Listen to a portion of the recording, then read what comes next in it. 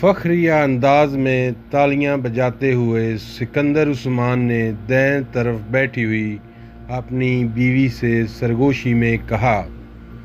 یہ گالف میں اس کی 13ویں اور اس سال کی چوتھی ٹرافی ہے۔ ہر چیز کا حساب رکھتے ہیں آپ؟ اس کی بیوی نے مسکراتے ہوئے جیسے قدرے ستائشی انداز میں اپنے شوہر سے کہا، جس کی نظریں اس وقت مہمان خصوصی سے ٹرافی وصول کرتے ہوئے سالار پر مرکوز تھیں۔ صرف گالف کا، اور کیوں، وہ تم اچھی طرح جانتی ہو۔ سکندر عثمان نے اپنی بیوی کو دیکھا جو اب سیٹ کی طرف جاتے ہوئے سالار کو دیکھ رہی تھی۔ آئی بیٹ، اگر یہ اس وقت اس مقابلے میں شرکت کرنے والے پروفیشنل کھلاڑیوں کے ساتھ کھیل رہا ہوتا تو بھی اس وقت اس کے ہاتھ میں یہی ٹرافی ہوتی۔ سکندر عثمان نے بیٹے کو دور سے دیکھتے ہوئے کچھ فخریہ انداز میں دعویٰ کیا۔ سالار اب اپنی سیٹ کے اطراف میں موجود دوسری سیٹوں پر موجود دوسرے انعامات حاصل کرنے والوں سے ہاتھ ملانے میں مصروف تھا۔ ان کی بیوی کو سکندر عثمان کے دعویٰ پر کوئی حیرانی نہیں ہوئی، کیونکہ وہ جانتی تھیں سالار کے بارے میں یہ ایک باپ کا جذباتی جملہ نہیں تھا، وہ واقعی اتنا ہی غیر معمولی تھا۔ اسے 2 ہفتے پہلے اپنے بھائی زبیر کے ساتھ اسی گالف کورس پر 18 ہول پر کھیلے جانے والا گالف کا میچ یاد آیا۔ رف میں اتفاقاً گر جانے والی ایک بال کو وہ جس صفائی اور مہارت کے ساتھ واپس گرین پر لایا تھا، اس نے زبیر کو محو حیرت کر دیا۔ وہ پہلی بار سالار کے ساتھ گالف کھیل رہا تھا۔ مجھے یقین نہیں آ رہا۔ 18 ہول کے خاتمہ تک کسی کو یاد نہیں تھا کہ اس نے یہ جملہ کتنی بار بولا تھا۔ رف سے کھیلی جانے والی اس شاٹ نے اگر اسے محو حیرت کیا تھا تو سالار سکندر کے ہٹ نے اسے دم خود کر دیا تھا۔ گیند کو ہول میں جاتے دیکھ کر اس نے کلب کے سہارے کھڑے کھڑے صرف گردن موڑ کر آنکھوں میں سالار سکندر اور اس کے ہول کے درمیان موجود فاصلے کو ماپا تھا، اور پھر جیسے بے یقینی سے سر ہلاتے ہوئے سالار کو دیکھا۔ آج سالار صاحب اچھا نہیں کھیل رہے۔ زبیر نے مڑ کر بے یقینی کے عالم میں اپنے پیچھے کھڑے ہوئے کیڈی کو دیکھا، جو گالف کارٹ پکڑے سالار کو دیکھتے ہوئے بڑبڑا رہا تھا۔ ابھی یہ اچھی نہیں کھیل رہا؟ زبیر نے کچھ استہزائیہ انداز میں کلب کے کیڈی کو دیکھا۔ ہاں صاحب، ورنہ بال کبھی رف میں نہ جاتی۔ کیڈی نے بڑے معمول کے انداز میں انہیں بتایا، آپ آج یہاں پہلی بال کھیل رہے ہیں، اور سالار صاحب پچھلے 7 سال سے یہاں کھیل رہے ہیں۔ میں اسی لیے کہہ رہا ہوں کہ آج وہ اچھا نہیں کھیل رہے۔ کیڈی نے زبیر کی معلومات میں اضافہ کیا، اور زبیر نے اپنی بہن کو دیکھا جو فخریہ انداز میں مسکرا رہی تھیں۔ اگلی بار میں پوری تیاری کے ساتھ آؤں گا، اور اگلی بار کھیل کی جگہ کا انتخاب بھی میں کروں گا۔ زبیر نے کچھ خفت کے عالم میں اپنی بہن کے ساتھ سالار کی طرف جاتے ہوئے کہا، اینی ٹائم، اینی پلیس، کسی بھی وقت، کسی بھی جگہ۔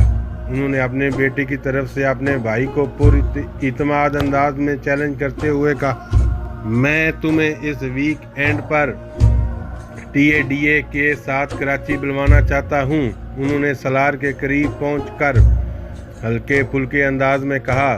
سالار مسکرایا، کس لیے؟ میرے بیہاف پر تمہیں کراچی چیمبر آف کامرس کے صدر کے ساتھ ایک میچ کھیلنا ہے۔ میں اس بار الیکشن میں اسے ہارا ہوں، مگر وہ کسی گالف کا میچ کبھی نہیں ہارا، تو اسے ابھی وہ ہار جائے گا تو اسے ہارٹ اٹیک ہو جائے گا، وہ بھی ایک بچے کے ہاتھوں۔ وہ اپنے بھائی کی بات پر ہنسی تھی، مگر سالار کے ماتھے پر چند بل نمودار ہوئے تھے۔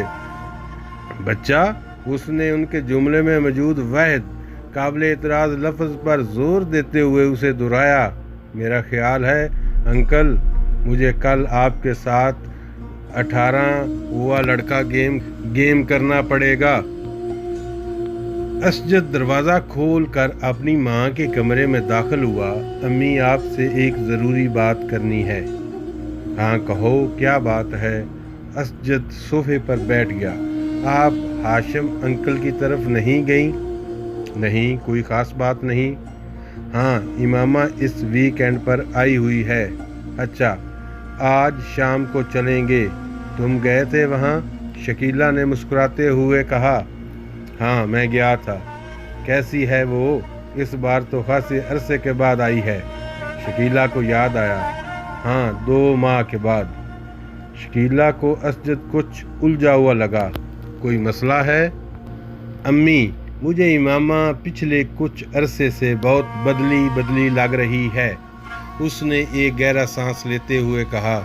بدلی؟ کیا مطلب؟ مطلب تو شاید میں آپ کو نہیں سمجھا سکتا، بس اس کا رویہ میرے ساتھ کچھ عجیب سا ہے۔ اسجد نے کندھے اچکاتے ہوئے کہا۔ آج تو وہ ایک معمولی سی بات پر ناراض ہو گئی، پہلے جیسی کوئی بات ہی نہیں رہی۔ اس میں سمجھ نہیں پا رہا ہوں کہ اسے کیا ہوا۔ تمہیں وہم ہو گیا ہوگا اسجد، اس کا رویہ کیوں بدلنے لگا؟ تم کچھ زیادہ ہی جذباتی ہو کر سوچ رہے ہو۔ شکیلہ نے اسے حیرانی سے دیکھا۔ نہیں امی، پہلے میں بھی یہی سمجھ رہا تھا کہ شاید مجھے وہم ہو گیا ہے، لیکن اب خاص طور پر آج مجھے اپنے احساسات صرف وہم نہیں لگے ہیں۔ وہ بہت اکھڑے سے انداز میں بات کرتی رہی مجھ سے۔ تمہارا کیا خیال ہے اس کا رویہ کیوں بدل گیا؟ شکیلہ نے برش میز پر رکھتے ہوئے کہا۔ یہ تو مجھے نہیں پتا۔ تم نے پوچھا چاہو اس سے؟ ایک بار نہیں، کئی بار۔ پھر ہر بار آپ کی طرح وہ بھی یہی کہتی ہے کہ مجھے غلط فہمی ہو گئی ہے۔ اس نے کندھے اچکاتے ہوئے کہا۔ کبھی وہ کہتی ہے اسٹڈیز کی وجہ سے ایسا ہے، کبھی کہتی ہے کہ وہ اب میچور ہوگی اس لیے۔ یہ ایسی کوئی غلط بات تو نہیں ہے؟ ہو سکتا ہے واقعی یہ بات ہو، شکیلہ نے کچھ سوچتے ہوئے کہا۔ امی، بات سنجیدگی کی نہیں ہے، مجھے لگتا ہے وہ مجھ سے کترانے لگی ہے، اسجد نے کہا۔ تم فضول باتیں کر رہے ہو اسجد، میں نہیں سمجھتی کہ ایسی کوئی بات ہوگی۔ ویسے بھی تم دونوں بچپن سے ایک دوسرے کو جانتے ہو، ایک دوسرے کی عادات سے واقف ہو۔ شکیلہ کو بیٹے کے خدشات بالکل بے معنی لگے۔ ظاہر ہے عمر کے ساتھ کچھ تبدیلیاں آ ہی جاتی ہیں۔ اب بچے تو رہے نہیں ہو تم لوگ۔ تم معمولی باتوں پر پریشان ہونے کی عادت چھوڑ دو، انہوں نے بیٹے کو سمجھاتے ہوئے کہا۔ ویسے بھی ہاشم بھائی اگلے سال اس کی شادی کر دینا چاہتے ہیں۔ وہ کہہ رہے تھے کہ وہ بعد میں اپنی تعلیم مکمل کرتی رہے گی، کم از کم وہ تو اپنے فرض سے سبکدوش ہو جائیں، شکیلہ نے انکشاف کیا۔ انکل نے ایسا کب کہا؟ اسجد کچھ چونکا۔ کئی بار کہا، میرا خیال ہے وہ تو لوگ تیاریاں بھی کر رہے ہیں۔ اسجد نے ایک اطمینان بھرا سانس لیا۔ ہو سکتا ہے امامہ اسی وجہ سے قدرے پریشان ہو۔ ہاں، ہو سکتا ہے۔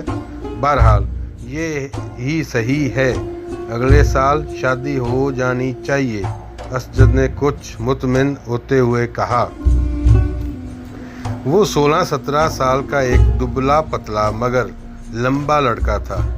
اس کے چہرے پر بلوغت کا گہرا رواں نظر آ رہا تھا، جیسے ایک بار بھی شیو نہیں کیا گیا، اور اس روئیں نے اس کے چہرے کی معصومیت کو برقرار رکھا تھا۔ وہ اسپورٹس شارٹ اور ایک ڈھیلی ڈالی شرٹ پہنے ہوئے تھا۔ اس کے پیروں میں کاٹن کی جرابیں اور جاگرز تھے۔ چیونگم چباتے ہوئے اس کی آنکھوں میں ایک عجیب طرح کی بے چینی اور اضطراب تھا۔ وہ اس وقت ایک پرجہوم سڑک کے بیچوں بیچ ایک ہیوی ڈیوٹی موٹر سائیکل پر بیٹھا ہوا تیزی سے تقریباً اسے اڑاتے لے جا رہا تھا۔ وہ کسی قسم کے ہیلمٹ کے بغیر تھا اور بہت ریش انداز میں موٹر سائیکل کو چلا رہا تھا۔ اس نے 2 دفعہ سگنل توڑا، 3 دفعہ خطرناک طریقے سے کچھ گاڑیوں کو اوورٹیک کیا، 4 دفعہ بائک چلاتے چلاتے اس کا اگلا پہیہ اٹھا دیا اور کتنی ہی دیر دور تک صرف ایک پہیے پر بائک چلاتا رہا۔ 2 دفعہ دائیں بائیں دیکھے بغیر اس نے برق رفتاری سے اپنی مرضی کا ٹرن لیا۔ ایک دفعہ وہ زگ زیگ انداز میں بائک چلانے لگا۔ 6 دفعہ اس نے پوری رفتار سے بائک چلاتے ہوئے اپنے دونوں پاؤں اٹھا دیے۔ پھر یکدم اسی رفتار سے بائک چلاتے ہوئے اس نے 1 وے کی خلاف ورزی کرتے اس لین کو توڑا اور دوسری لین میں زناٹے کے ساتھ گھس گیا۔ سامنے سے آتی ہوئی ٹریفک کی بریکیں یکدم چرچرانے لگیں۔ اس نے فل اسپیڈ پر بائک چلاتے ہوئے یکدم ہینڈل پر اپنے ہاتھ ہٹا دیے۔ بائک پوری رفتار کے ساتھ سامنے سے آنے والی گاڑی کے ساتھ ٹکرائی اور وہ ایک جھٹکے کے ساتھ ہوا میں بلند ہوا اور پھر کسی چیز پر گرا۔ اسے اندازہ نہیں ہوا اس کا ذہن تاریکی میں ڈوب چکا ہے۔ وہ دونوں لڑکے اسٹیج پر ایک دوسرے کے بالمقابل روسٹرم کے پیچھے کھڑے تھے، مگر ہال میں موجود اسٹوڈنٹ کی نظریں ہمیشہ کی طرح ان میں سے ایک پر مرکوز تھی۔ وہ دونوں ہیڈ بوائے کے انتخاب کے لیے کنونسنگ کر رہے تھے اور یہ پروگرام بھی اس کا ایک حصہ تھا۔ دونوں کے روسٹرم پر ایک پوسٹر لگا ہوا تھا، جن میں سے ایک پر ووٹ فارمولا تھا اور سالار کے لیے، اور دوسرے پر فیضان لکھا ہوا تھا، وہ فیضان کے لیے۔ اس وقت فیضان ہیڈ بوائے بن جانے کے بعد اپنے ممکنہ اقدامات کا اعلان کر رہا تھا، جبکہ سالار پوری سنجیدگی کے ساتھ اسے دیکھنے میں مصروف تھا۔ فیضان اسکول کا سب سے اچھا مقرر تھا اور اس وقت بھی وہ اپنے جوش خطابت کے کمال دکھانے میں مصروف تھا اور اسی برٹش لب و لہجے میں بات کر رہا تھا جس کے لیے وہ مشہور تھا۔ بہترین ساؤنڈ سسٹم کی وجہ سے اس کی آواز اور انداز دونوں ہی خاصے متاثر کن تھے۔ حال میں بلا شبہ سکوت طاری تھا اور یہ خاموشی صرف اس وقت ٹوٹتی جب فیضان کے سپورٹر اس کے کسی اچھے جملے پر داد دینا شروع ہوتے۔ حال یکدم تالیوں سے گونج اٹھتا۔ آدھا گھنٹہ کے بعد وہ جب اپنے لیے ووٹ کی اپیل کرنے کے بعد خاموش ہوا تو حال میں اگلے کئی منٹ تالیاں اور سیٹیاں بجتی رہیں۔ ان تالیاں بجانے والوں میں خود سالار سکندر بھی شامل تھا۔ فیضان نے ایک فاتحانہ انداز حال پر اور سالار پر ڈالی اور اسے تالیاں بجاتے دیکھ کر اس نے گردن کے حلقے سے اشارے سے اسے سراہا۔